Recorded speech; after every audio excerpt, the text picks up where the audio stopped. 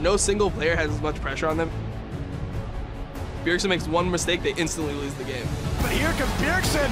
Wow! Bjergsen evaporates. Wild Toto respawns, but that's going to be the game. So I think the other players need to step up. We have to adapt. It's not going to be easy. I think we're playing at a good level and they're underperforming. I think that we can beat them if we play well. I definitely think that's going to be our toughest opponent throughout the whole split.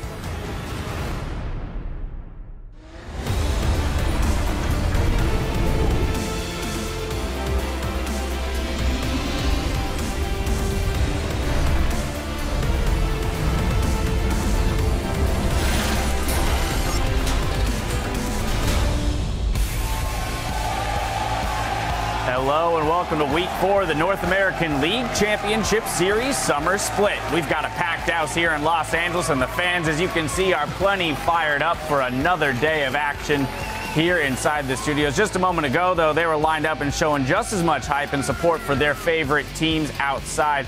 Tip, as you see, arriving here at the studio, giving a big wave to the crowd. Impact following suit. They'll be facing off against Team Dignitas, and here's Kiwi Kid heading inside, cheerful as always. There's going to be a big matchup in the mid lane, though. Shifter getting in a quick cheap shot here on Xiao Zhao before the game even starts. Xiao Zhao escaping, which is 10 HP, but he'll get his chance for revenge in just a bit. Now, hello, everyone. I'm James Dash Patterson. We've got a special lineup here on the analyst desk, starting with our resident ne'er-do-well, Sam Kobe Hartman Kensler. And joining us to preview our game of the week, we have the coaches of Team Liquid and TSM, Peter and Loco Doco. Gentlemen, thank you for joining me.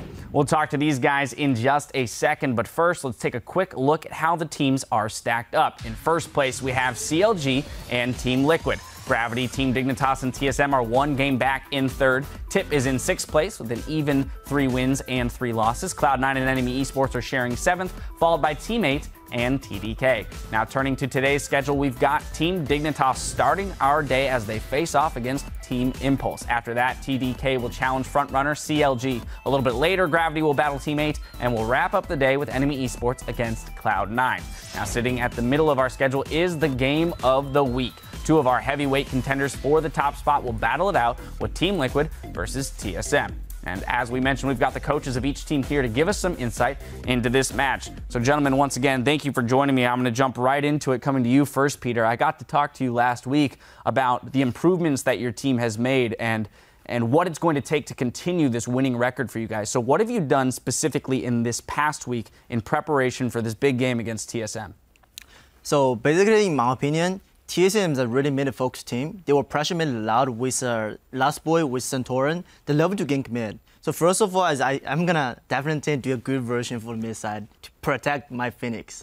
I don't want my Phoenix just got ripped by the random gank from like any other way. From the whole team. Yeah, yeah, really, anyone could show up in the mid lane there. Now over to you, Loco. In some regard, TSM has had some stumbles so far this split. A couple losses that were not necessarily expected. What have you done in this past week to shore up the weaknesses going up against this 5-1 Team Liquid squad? So most of our faults have been around mid-game, what we do with our lead, and not being clean and ending the game, and our rotations. So we've really focused on our mid-game this week. Our analysts had multiple presentations, and we did a lot of drills in what we do with our lead. So we shored that up. It's actually a pretty interesting point that you bring, because I was just watching the show that you guys have out on YouTube, and one thing that you guys were talking about was that the coaching staff want more control over what the players are going to have in their practice time and what champions they use and what you're preparing for the games. For a team that's so focused on the international play, do you think is there any chance that you guys will be held back as far as innovation? Because if you are just looking at what other teams are doing, then you won't have things like, Power of Evil bringing out mid lane Varus first for you guys when you do go to international events. So we have very talented players, and they know their matchups really well, and they have some innovative ideas. So what we'll do is at the start of the week, we'll talk to them, and they'll tell us what champions they want to try versus, and I'll also have champions that I want to do and I want to put more practice into. So it's not just doing what the coaching staff says. At the beginning of the week, we take in player opinions, and throughout the week, we still take them in. Just during practice, there's no argument about what picks we're going to do. I have the final say. So no back talk, but they still get their chance. Yeah.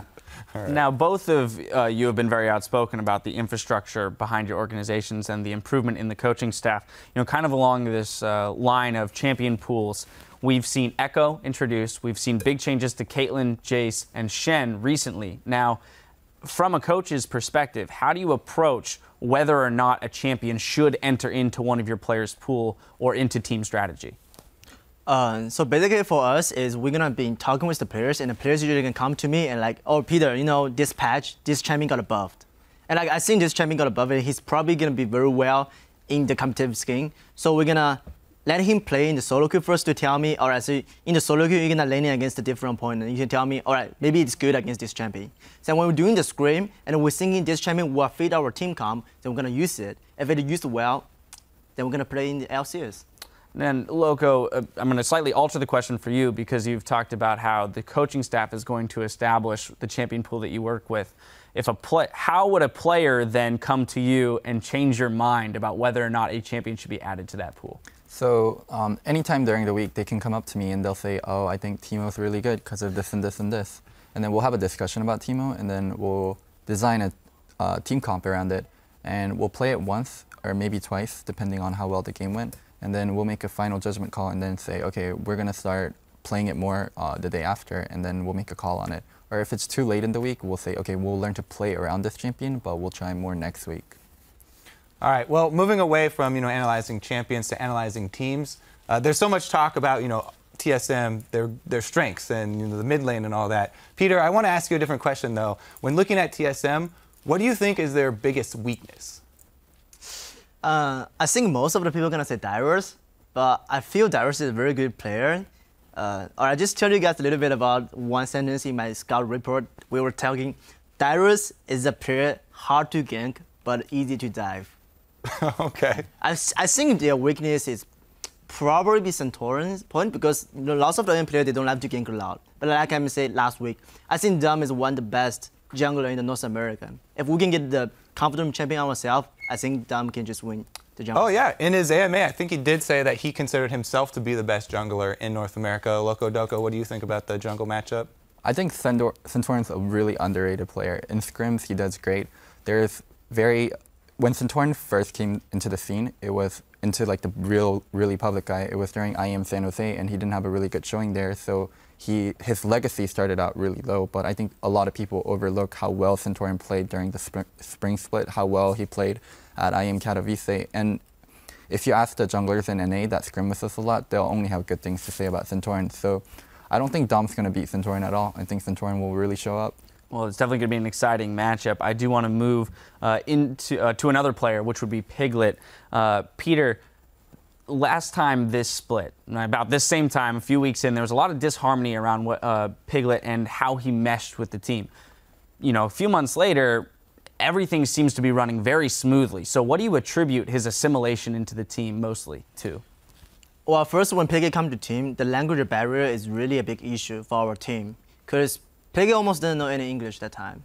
Like, we need to teach him, use our NS to teach him English, one by one, like knowing the words, like red buff, blue buff, like what do we want to do in the game, back out, or should go in stuff. And as long as he played more solo queue in North America, and he learned more English from solo queue, like he knowing how to communicate with the team, to use the pings, or just say some simple words. So now he can actually do a very simple communicate with Dom, with X Special, so they have more synergy from that. All right, lastly, I want to follow up with, there's been a lot of criticisms towards the North American region for not being as strong as it used to be, mostly attributed to the fact that C9 has fallen from grace a little bit. TSM has found some stumbles. I want to get your guys' perspective, just as coaches, as to where you feel the North American region rests in relation to the rest of the world. So last split, a lot of people had negative things to say about EU, how it looked really shaky. And I honestly don't think you can judge scenes that well until you put them against each other. So maybe NA is the farthest behind, but we're so much far away from Worlds. We have a lot of space to improve. And I think our teams are doing fine. I think Team Liquid is doing fine. I think TSM, we're doing fine. And it's regular season, so CLG is doing fine.